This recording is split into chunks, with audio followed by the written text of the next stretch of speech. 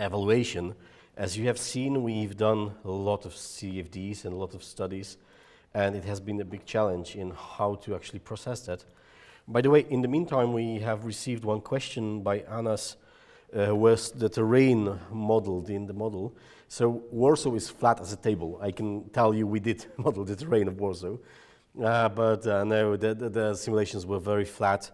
It's interesting to add the terrain into the account, especially that it will change your flow paths tremendously, whether you're upstream or downstream a mountain.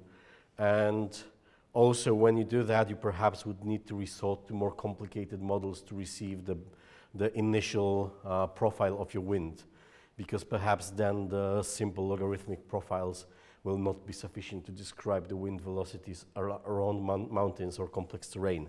So you may need like WindSim or some other more complicated tool to first define the wind profile. So as we build this all up, we've carried out hundreds of CFDs. We've defined the boundary conditions to the best of our capability. We've gathered some interesting data on occurrence of fires in Warsaw, on the local car parks, on the built environment around. We've built a mock-up of a city. We've built our own models to modify the wall functions to get better control on the wind profile. Now, how do we all proceed this and get answers to the questions that I've defined at the beginning? We would like to look at the consequences to the people in the fires, which actually, as Dr. Krajewski said, is not that impactful in a car park scenario, because here the real variable that defines the evacuation capability of person in a car park fire is their pre-evacuation time. That's the variable that will determine how quickly you can escape the car park or not. And the changes that are caused by the presence or not presence of the wind will not be that significant. If we did choose a different case study, like an office or an assembly hall, this would most likely be quite different, because if you have queuing in the doorways, there will be significant delays in the evacuation time, and then having the wind effects push the smoke somewhere could be actually significant. In this presentation, I'll focus mostly on losses in goods. For example, vehicles in the car park. These are significant losses in all car park fires. The losses related to destruction of the building and to some extent the damage to the environment. So let's start with the chronology, the warehouse fire. The warehouse was a model that we've built even before we've started opting for the project. It was actually a case study that we've built to justify the project. And then when we got the project, we could use all the interesting post-processing tools that we've developed to analyze the outcomes of this study. It was a warehouse in the city environment. We did a full rotational analysis of 12 wing angles and 2 velocities. And we were looking into the performance of a smoke control system in the warehouse. It was equipped with natural ventilators on the roof, so obviously this will be impacted by the wind effects around. And here is the unnecessarily large table with the results of this analysis, and just the middle column is interesting. It tells you the rate of mass flow through the natural ventilators compared to the conditions where there was no wind present. So no wind is 100%, and in other wind conditions we have less or more, from 70 to 158%. And investigating those results, looking deeper into analysis that we've done, gives quite interesting quantitative analysis of what happens in the case of a wind in the building. So we have the worst case scenario that occurred not at the highest wind velocity, but actually that happened at 5 meters per second. 70%, that's the biggest reduction in the performance of smoke control ventilators out there. We've wondered why, because it's obvious that it should be in the highest velocity that would worry you the most. That's our current paradigm that we use in our design: larger wind velocity, worse performance. Why it happened at the lower velocity? And the explanation comes from investigating the patterns around the building. So if we have the low velocity, 5 meters per second, these flows happen in such a way that the building is quite well isolated from the wind. So there is almost no wind flow around the building. It's very stagnant in that location. However, if the wind speed increases to 10 meters per second, we suddenly start finding some flows that happen around the building and eventually hit the openings in the building. And through those openings, they influence the performance of smoke control ventilator. So it's not just the velocity, it's not just the direction of the wind, but it's the particular outline of the flow path in the vicinity of the building that dictates the performance of the vent. A very interesting observation, and if we have not done that, I would not believe that it can be actually worse in low velocity. It's obviously not always like that. In many cases, at larger velocities, we had different outcomes than in lower ones. So it's difficult to say which would be the worst one. And another interesting observation is there's two cases in here, 240, 270 degrees. 143%, 158% of the performance of the natural ventilators in the buildings, they are turbocharged in this scenario. First, I thought that's a mistake. They can't go that well. Like in wind conditions, they should be worse than in the reference case. And here they are not just better, they are considerably, like half better than the normal vents. And comparing these two scenarios at low velocity, these do not show such a performance. So we were wondering what happened that this performance was possible. And there actually is an answer to that. If you look at the flow path again, we have wind that flows through our domain, and it flows around the buildings that quite tall nearby the warehouse that we're modeling. And there's a building in here. This wind pattern hits this building, bounces off this wall, and goes directly to the inlet of our building. In large wind velocity, it's like supercharged jet that is hitting directly into the makeup air provision for the building, making literally a flooding system for the warehouse, pushing out the smoke with extreme capacity. A very interesting outcome. And if we were just analyzing the building without the buildings, without the terrain, without anything around it, we would never find out this particular outcome.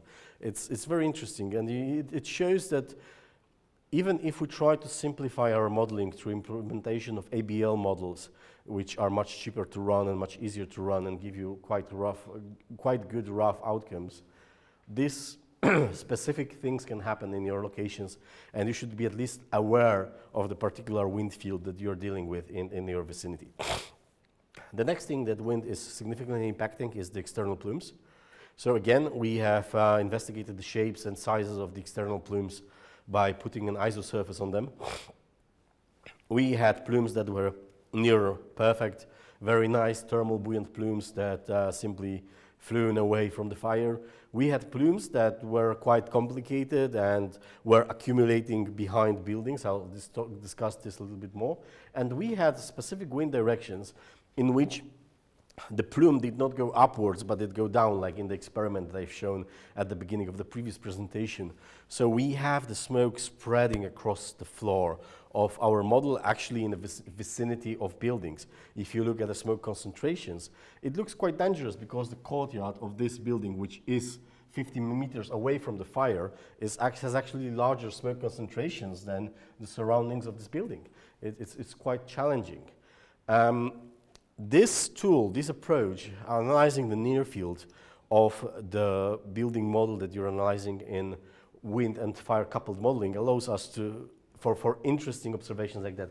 Another one that's interesting, I went to we have a city model down here in the office, and I went for my tall building that were nearby. Actually, it's that building that I'm holding. Anyway, the interesting thing with tall buildings is that if you hit them with wind from your direction, there will form a vortex behind the building. Like there will be two vortices that are forming behind this building, like a shade behind it.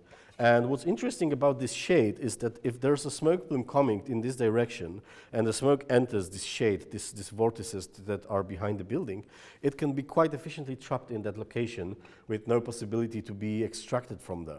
And this means that even at a large distance from the fire, you can actually observe a significantly higher smoke concentrations than in buildings that are nearby because of those aerodynamic effects. Another good reason why we should study wind engineering when we're doing fire engineering. Those things are not obvious. Wind is a complex phenomenon and we should treat it like that. And while contemplating this is a perfect way to assess the near-field damage made by the fire to the environment. If you would like to perform an analysis, risk-based analysis on the damage that the fire can cause to your environment, analyzing stuff like this, how far the smoke can spread, which will be the area in which people are endangered. Bartosz is actually quite good at implementing this with Global Information Systems, GIS, where you can put number on how many occupants are in each building. You can literally, from this simulation, tell how many people in each of the scenarios is endangered. This is something very good for preparedness stage, where you place a building in a new environment, or perhaps in recovery stage, where you had a massive fire in your city, and you would like to determine which part of the city can be the most contaminated. So this kind of tools can be very, very helpful in assessing the environmental damage, and using CFD as your tool for near-field wind and fire coupled analysis is the way to go. The next step, as I said, warehouse is where we started. That was already a lot of findings, but here we go to the proper analysis, the car park. Like Paulina previously mentioned, we have flows in the car park that determine where the smoke spreads in the car park. When you start looking at those pictures, you start to see patterns. If the smoke goes left to right in my car park, my fire is here, I have a triangle shape which you would expect blowing on the fire. If I have almost no velocity in the car park, this is the stagnant case where the wind is coming from the bottom and blocks everything inside, the whole car park is smoke lodged. If I have large vortices forming inside of the car park, I have shapes that reassemble those vortices in my plots of the smoke in the car park. Actually, I would even say that to tell you what would be the outcome of a fire in this car park, I probably would not even need this picture. Based on the hundreds of CFDs that we've made, observing the patterns of velocity and how those translate into the patterns of smoke distribution inside the building, this is pretty much what you need to define the performance, most of them. Maybe not perfectly, but it should be enough. So it gave us this interesting idea that perhaps you should just run multiple analysis for the wind field, for the velocity themselves, no fire in the car park, analyze those, and based on those simulations, pick up 2 or 3 scenarios that you really need to simulate with the fire inside. This could be a very clever trick to really reduce the number of CFD analysis that you need to perform. And the wind analysis, when there is no fire inside, would be significantly cheaper than the analysis with the fire inside. Significantly, 10 times cheaper for us. Another thing, the temperature field. I'm receiving your difficult questions. Good. Good, a lot of good questions. I appreciate that. Keep sending them my way. Another thing, the flows and the temperatures. Here, as before, the wind patterns, the flow patterns will define how much of the heat is removed from the building. This is smoke and heat extraction system, so heat is being extracted. And in some cases, it's not. When the car park is blocked by the wind and there is stagnant flow field inside, you can see the heat accumulating in the car park having much bigger area than when the fire is ventilated very well. You can actually analyze this much better when you compare the same fire but different ventilation rates. You can see that at 1 meter per second, this is a 9 megawatt fire. At 1 meter per second, this is not enough. The fire is clogging the car park, while when you increase this to 5, 7 meters per second, you clearly have empty from smoke car park, very well ventilated space. And when your car park is blocked, actually the low velocity is better because the smoke can escape the car park easier, while when there's the high velocity, it's blocked more. So it's more entrapped in the car park. Different outcomes at different velocities, the same fire, the same car park. Based on this analysis, we can technically determine the area at which the fire may spread or damage surrounding vehicles. With this knowledge, we can try and map the risk of the damage to the goods stored in the car park, meaning the vehicles around. So, as Bartosz said, now all the pieces that we were building start coming together. As Bartosz has presented, he found out the probability of fires in the car park, he found the probability of the cars being inside the car park, and by the way, those things work together, so if there are no cars, the probability of fire incident inside the car park is low. The probability is per vehicle, not per car park. Based on the amount of vehicles that can be inside, we were able to determine the general probability of a fire to happen inside the car park. Based on that, we understood how many cases led to outcomes in which the fire could spread. And based on those outcomes, we could assign a probability that the fire could spread to the surrounding vehicles, multiply that by the damage done to the vehicle, and voila, you have the risk of damage done to the surrounding vehicles. A very useful thing. Another thing that we have investigated, and I think this is some sort of novelty in here, is the access for firefighters. This is very important for me. We need to understand if firefighters can enter the building. And it's not just the number of entrances. If they have all entrances available, like in this case, they can approach from 3 different ways. That's the most perfect solution. Wherever they go, they will find the fire. If they can approach from 2 ways, I still find this a very good approach, possibility for firefighters.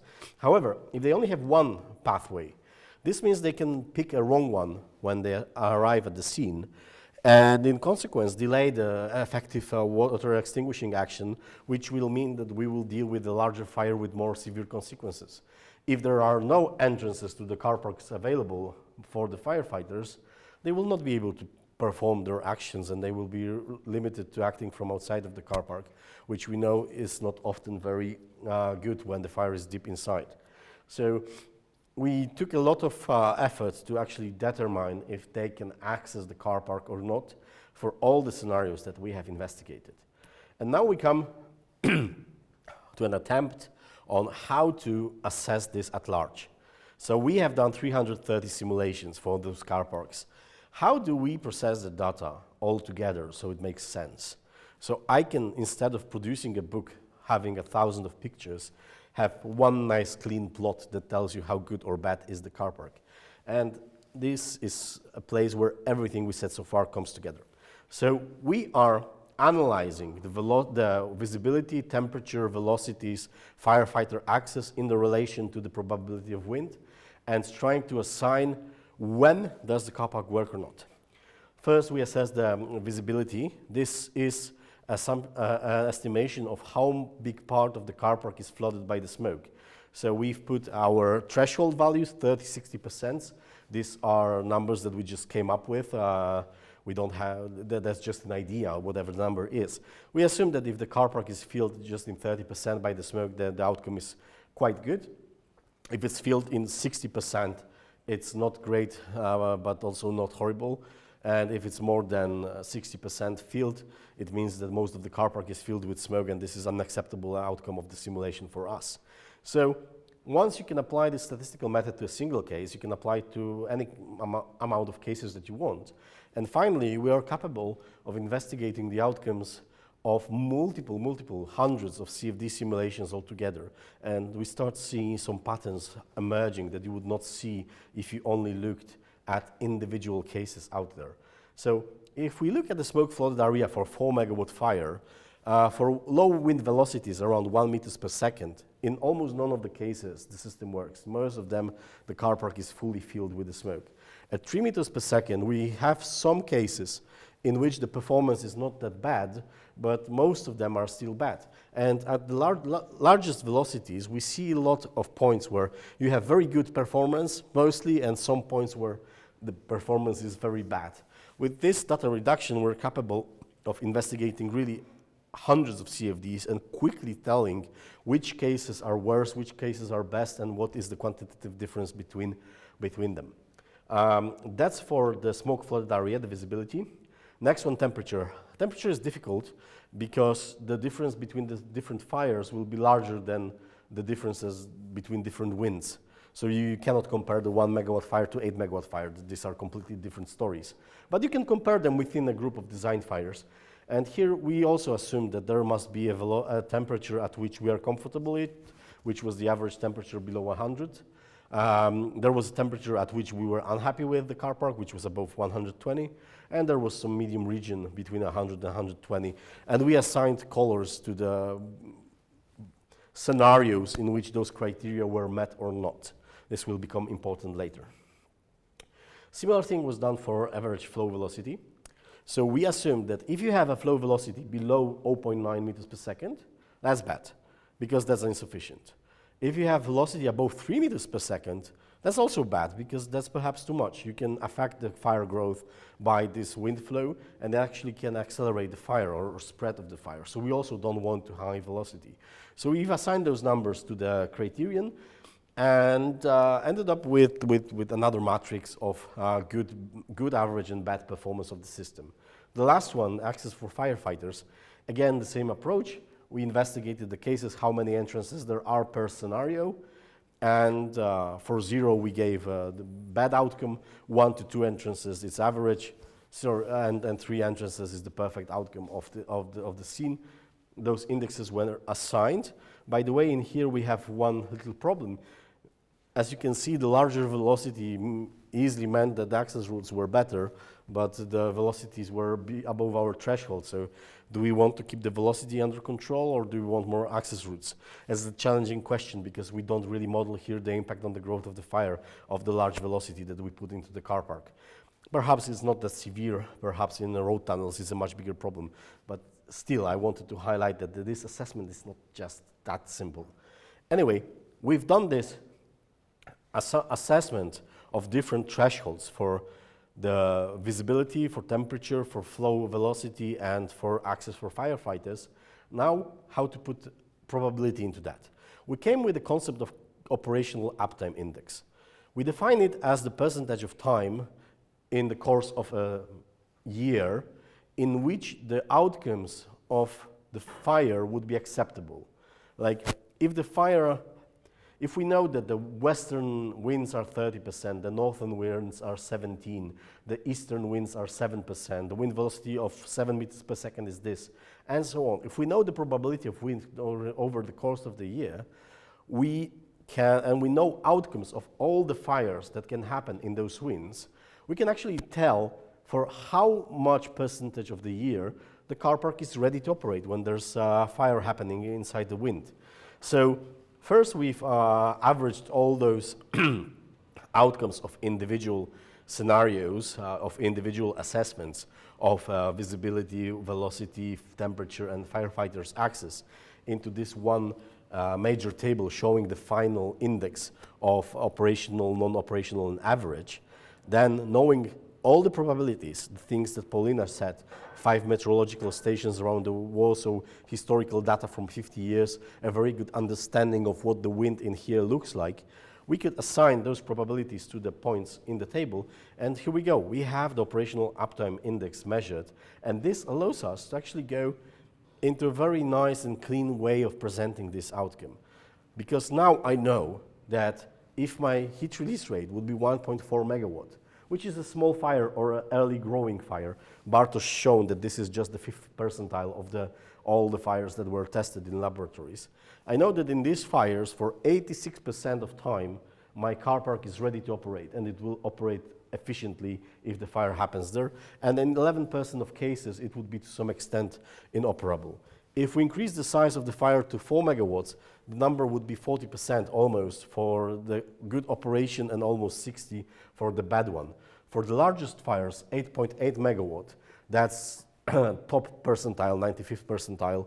We have 14% of cases in which the car park operates properly, and 83% cases where if the fire happens in those wind conditions and this heat release rate, the car park would not be assessed as working correctly. This allows us to process hundreds of CFDs into single index that you can tell to someone, hey, your car park works only in 15% of cases. That's not good, right? or your car park seems to be working in 90% of fires that can happen in it. That sounds quite reasonable. This is a very nice outcome of a very long and painful and complicated analysis. Anyway, this is of course related to the direction of the winds, because the direction defines the probability of the winds happening. And if you think that I have, in a way, cheated my way by making this look the worst that I could, you are probably right to some extent. I did. We also did an analysis what would happen if the building was rotated against the wind. Would it shift the operational index a lot? And here are the outcomes. This analysis, after you have done everything so far, is actually quite easy because you're doing that at the post-processing level. You don't have to repeat the simulations anymore. So you can see that there are cases in which the operational index could be very low and cases in which it would be very high, depending on how your building is positioned against the windrows. We've carried this sensitivity study for all of the fires and came up with these distributions. I think that they are very interesting. Finally, risk of extreme fire. Bartosz shown that motivation for this study was the extreme fires. We had cases of extreme fires happening, like in previous months. I have a feeling they happen every month. Like seriously, in the last 3 months, we had 3 major car park fires. It's insane how often they happen, really insane. And we wanted to assess how often a fire can happen that could actually take down the building. To assess that, we need some elements. First is the probability of fire, which Bartosz defined for us. The second is how many vehicles are there in the car park. So if the car park is empty, there is no fuel to spread, so that there will be no extreme fire in it, right? The third one is how big is the initial fire, because it will define the probability that the fire can spread consequently before the firefighters arrive. And can they actually arrive? Can they actually reach the fire when they arrive? That's another variable that you need to account for. If you have car park for which the fire brigade cannot even enter, there's a probability that even if you start with a small fire, it will grow to a size where it will be possible to endanger the structure. So let's try to put some numbers into that. First, we know how many vehicles are there in the car parks from the statistical analysis of Warsaw Park and Ride car parks. And we know that per day, work days, per weekends, we know at particular hours how filled are the car parks. So we have a number on how many vehicles are there. We know, we don't know. We would love to know what's the distribution of real vehicle fires in the real world. You know, I would love to know that there was 1,000 car park fires in the world and the distribution of the heat release rate of the initial vehicle was like that. It's simply not possible. We don't have that data. All we have is the experiments carried in the laboratories with the caveats that Bartosz has mentioned related to the location where the fire is ignited. However, based on those data, you can say that in 60% of those experiments, the fire was 4 megawatts or less. In 10%, it was more than 8 megawatts. You can put some numbers to some specific scenarios, analyzing the table at large, and come up with some probable fire sizes, and then knowing the outcomes of the fire for each car park fire size, design fire size, which we have carried before, we can know the outcomes of that. Now the last one, can fire department reach the fire? First, they need to be notified. So we put the probability that the fire alarm is working in here. And the second is that the firefighters must access the building. And that's exactly what we've done in the risk analysis previously. So we have a number to say in how many cases they could access the floor and in how many cases they could not if the wind was taken into the account. Taking all of those together, we get a combined probability of fire annually in a car park that could perhaps endanger the car park of 3.2%. It sounds quite high, but in general, the probability of a fire in the car parks would be 1 in 20, 1 in 30 years. So the number is not that off from what I would initially thought. I'm surprised that this is the catastrophic fire size, actually. Anyway, this could probably be narrowed down if we included the location of the parking spots, the floor at which the cars are located, the weather, temperature, moisture. This will impact the growth of the fire, the vehicle size and age, the vehicle type, there are multiple variables that we could add to this probability analysis to narrow down the risk of an extreme fire and come up with a number. And then to get from this value to the risk, you need to know the value of the building. Just multiply it and you have your risk in terms of dollars. So that's how this complex methodology can be narrowed down to give you a single number, single value of risk. And with risk, I'm an engineer, I can work with risk. I can work to reduce it, I can accept it, I can tell we need changes. This is a variable that I feel fit to work with. Now with all of that been done, let me take you to some final conclusions of the project. So the obvious one, wind affects the consequences of fires in buildings. I mean, it was obvious from the beginning, but now I have some very good proofs in how much it does, so I'm very happy with the outcomes. The second one, incorporating wind into multiparametric analysis is possible, but it takes quite a significant amount of work to be done properly. It's not easy, so you need to go through some specific steps to get the boundary data and initial conditions that allow you to carry those analyses.